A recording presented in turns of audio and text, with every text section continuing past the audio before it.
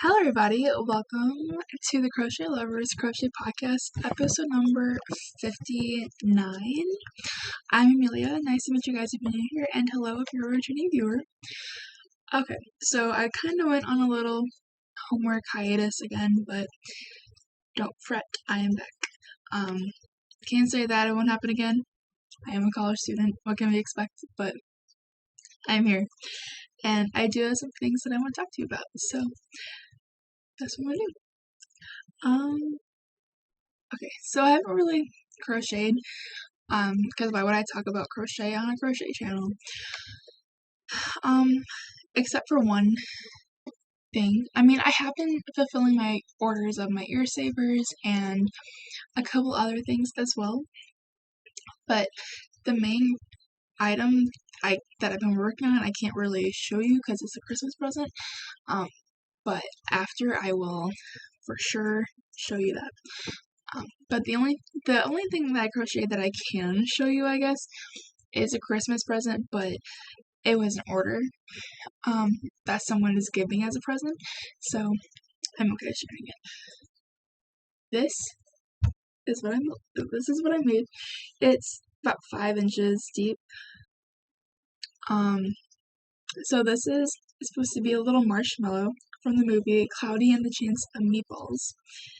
And if you give me a second, I'll show you the reference picture. Okay, so the person who asked me to make this sent me this reference picture, which I believe is an Etsy listing from somebody. And the original drawing is, or reference is, a little circle, 2 little dot eyes, and like a line for a mouth.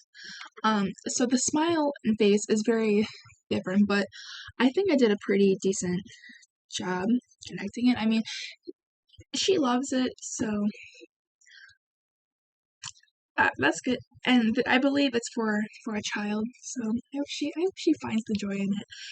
And it's really cute, and it's soft too because I used the blanket yarn.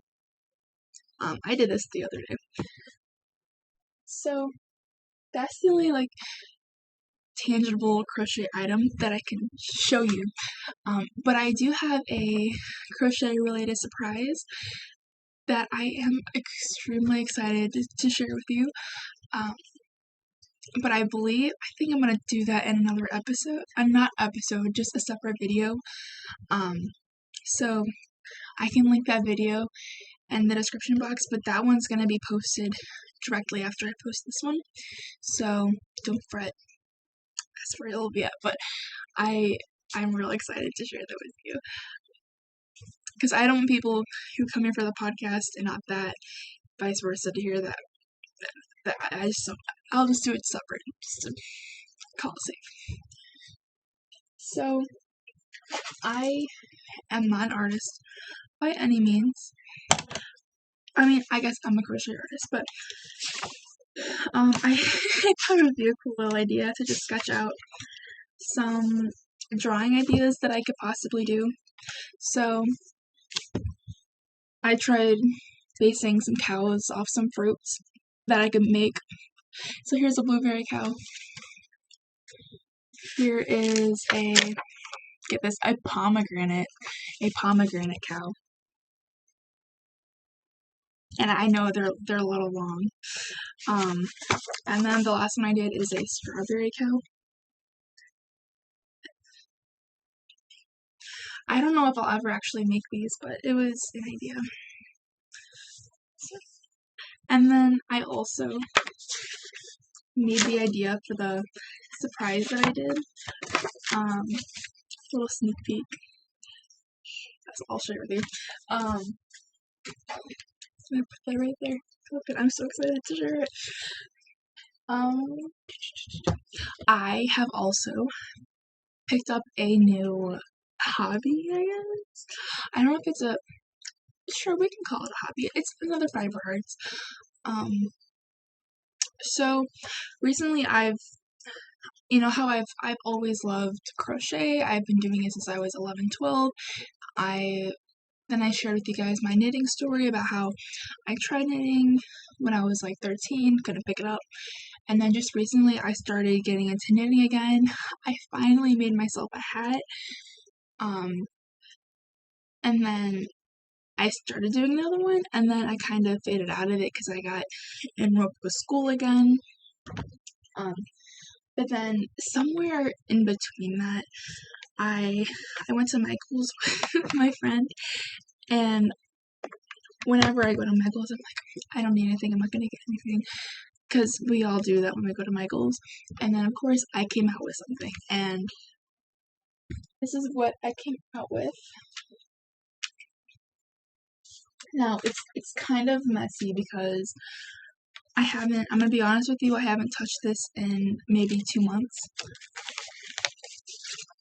But this was the package for it. It's a cross stitching kit, which I find is very fun, except for the whole threading the yarn part. I'm not okay with that. So it says, I'm not a hot mess. I'm a spicy disaster. And this is, actually, I lied. I don't mind threading the needle. I hate the counting part. Way too much counting. It's hard for me to, when I do this, when I go to do my craft, I like to rewind. I like to reset. But this aggravates me with how much counting I have to do. This is the thread that I got. And then I'm just gonna leave, I'll take the needle out. Okay. This was how far I got, and then I stopped because, like I said, with schoolwork. So I'm getting there. I'm almost done. And then this was the diagram for it. That was fun learning how to read.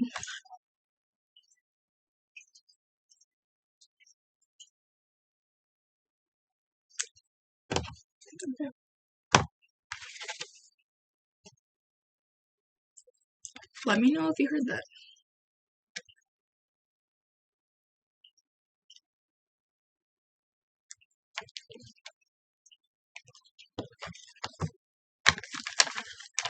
Okay, anyways.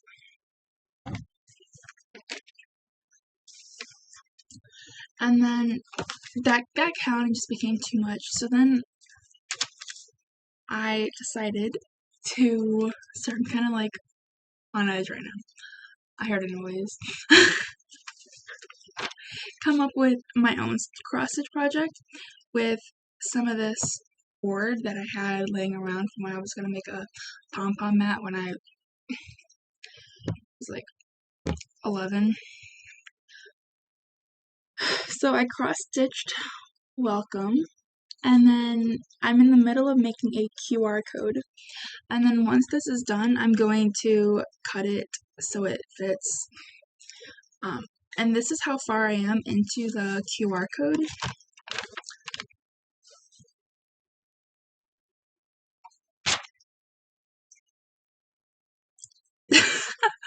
I'm not going to tell you what the QR code is for yet. When I'm finished, I'll let you know, just because there's a slight chance the person this is for might be watching it, and in all honesty, I don't know if she's watching it or not. So,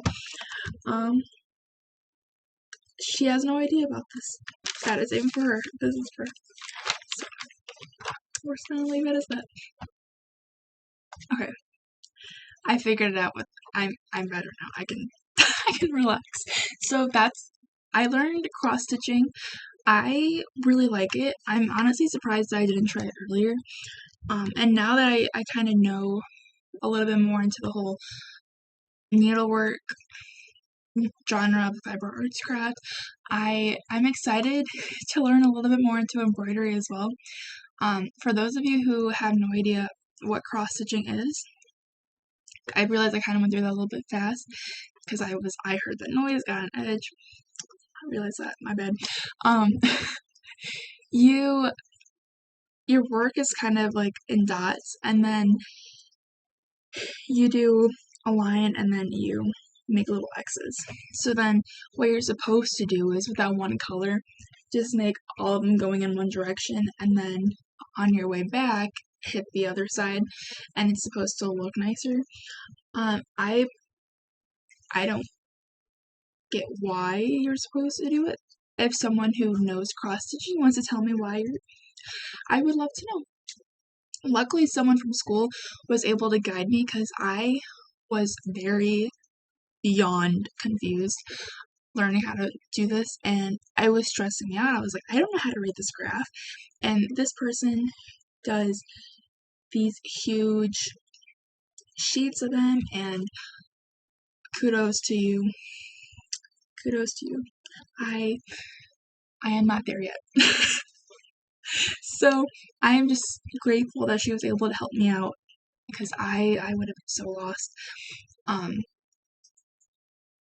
Yes, that's all I gotta say about that. So anyways, sometimes what people do when they cross stitch is that they embroider an outline just to give it a pop, and that's what I have to do with this. I have to embroider the letters on it. So I am getting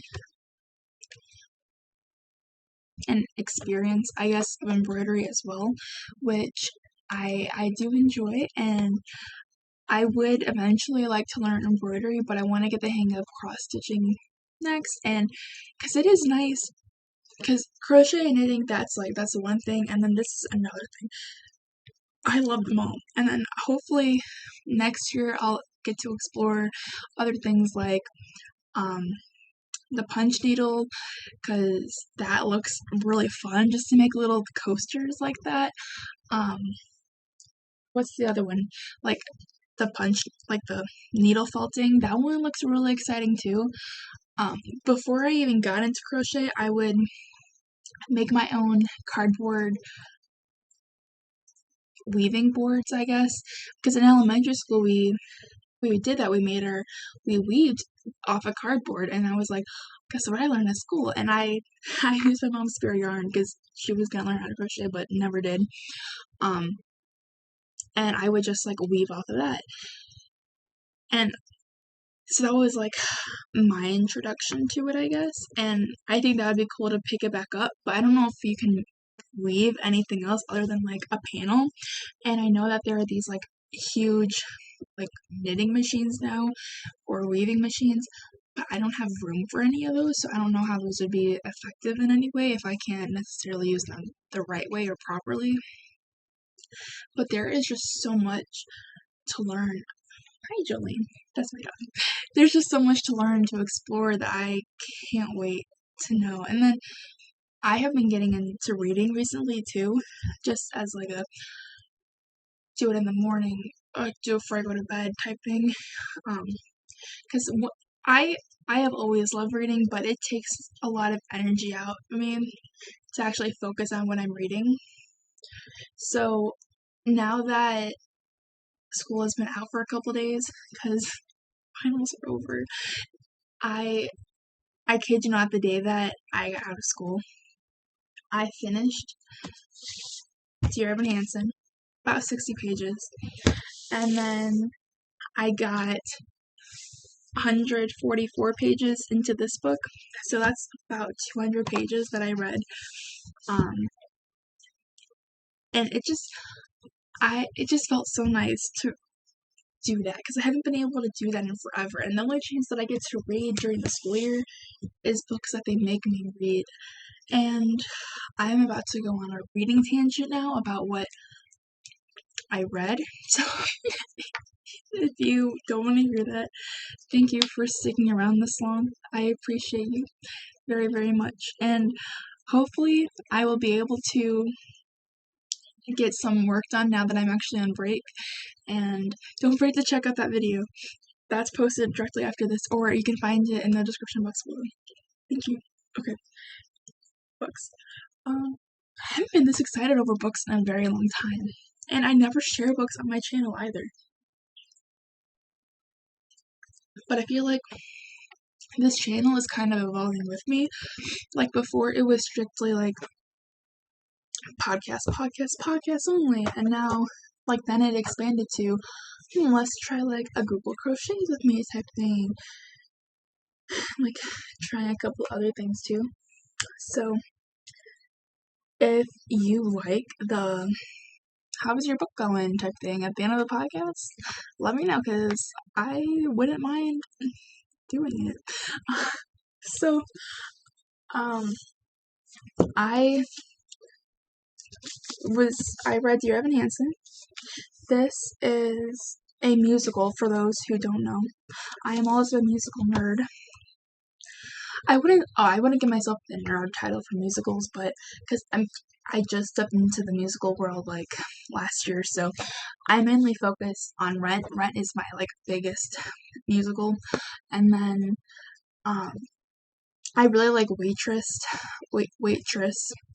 and then I like Tick Tick Boom as well. That's also by Jonathan Larson, who created Rent. Hamilton, duh, and then Dear Evan Hansen. I like Dear Evan Hansen as well, and my cousin, she lent me both of these books because one time I went over to her house and I was talking about one of the books I was reading, and she was like, "Just take it, just read it." Okay, so now I actually read it, so I can give it back to her. Dear Evan Hansen. This was a pretty good read, and it was fun because I was able to compare the songs from the musicals throughout the text, and I was able to, because I watched the movie as well, and I was able to imagine it better, so I could say to myself like, okay, so this is the song that correlates with this part of the book, and it was just fun for me to do that. But I'm not gonna go into like the whole movie, but that's kind of where I'm gonna leave it at. 4 out of 5 stars. I really like it. I didn't like the way that they portrayed mental illness, and I'm not gonna go very far into that. If you wanted to know more, I can definitely go more into it, but I'm just gonna leave it as that for now. Yeah. Okay. And then this is A Stolen Life by J.C. Dugard. Sorry. This is a memoir. This is about to get very deep, serious. So there's a very good chance you might already know her story. I did not know her story. I am just going to read to you her synopsis, the inside of the cover. It says, "In the summer of 1991, I was a normal kid. I did normal things. I had friends and a mother who loved me. I was just like you, until the day my life was stolen. For 18 years, I was a prisoner. I was an object for someone to use and abuse. For 18 years, I was not allowed to speak my own name. I became a mother and was forced to be a sister. For 18 years, I survived an impossible situation. On August 26, 2009, I took my name back. My name is J.C. Lee Dugard. I don't think on myself as a victim. I survived. A Stolen Life is my story in my own words, in my own way, exactly as I remember." So she was 11 years old when she got kidnapped, and this is basically her story. And as she talked about in the synopsis, she was there for 18 years and ended up having 2 children. And this is a very hard read, but it's a very good read. And like I said, I'm not done with it either, but I like the way that she writes this. She writes, each paragraph is like, no, each chapter is a different memory, and then she starts writing the memory as if she was of that age, as if she was there. Explains everything from when she was there, and then at the end of the chapter, or sometimes she'll do it in the middle of the chapter, she'll write a reflection about how she's feeling about it right now when she was writing this, which I assume she might have been in her 30s if she left when she was 29, I think. 11 plus 28, 29. So she's probably was in her 30s when she wrote this then. But yeah, and then this was her when she was 11. and then that's her on the back with her dog. But I do recommend this. I recommend both of them. And that's where I'm going to stop this off at, so that I can go create, so I can go do some things so I can talk to you guys about.